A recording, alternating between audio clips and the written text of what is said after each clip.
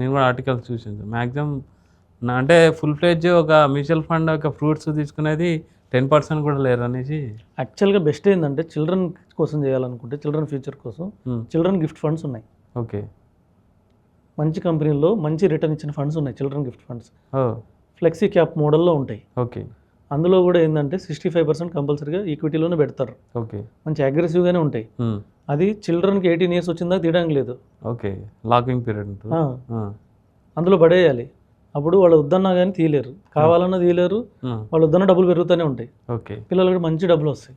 Okay. 18 years దాకా lock in పెట్టి. ఎలా సార్ ఇప్పుడు చిల్డ్రన్ గిఫ్టింగ్ ఫండ్స్ ఎలా అప్లై చేయాలంటే? సేమ్ మ్యూచువల్ ఫండ్ లాగే ఉంటాయి, అవి కూడా మ్యూచువల్ ఫండ్ లాగే ఉంటాయి.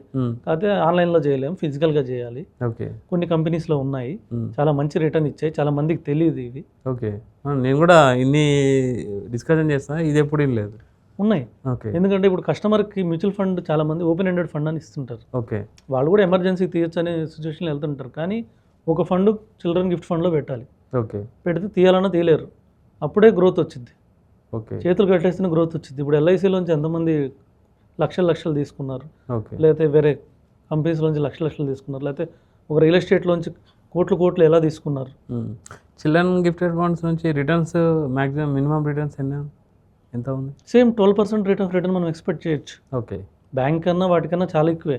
ఓకే. బ్యాంక్ కన్నా డబులే వస్తుంది చిల్డ్రన్ గిఫ్ట్ ఫండ్లో. ఎందుకంటే ఈక్విటీ 65% ఉంటుంది కదా, అగ్రెసివ్ మోడ్లో కూడా ఉంది అందులో. ఓకే. సో అందులో తీసుకోవచ్చు. రిటైర్మెంట్ కోసం ఇన్వెస్ట్ చేయాలనుకున్న వాళ్ళు రిటైర్మెంట్ ఫండ్స్ ఉన్నాయి, అవి కూడా మినిమం 5 years లాకిన్ ఉంటాయి. ఓకే. తీయాలన్నా తీయలేరు.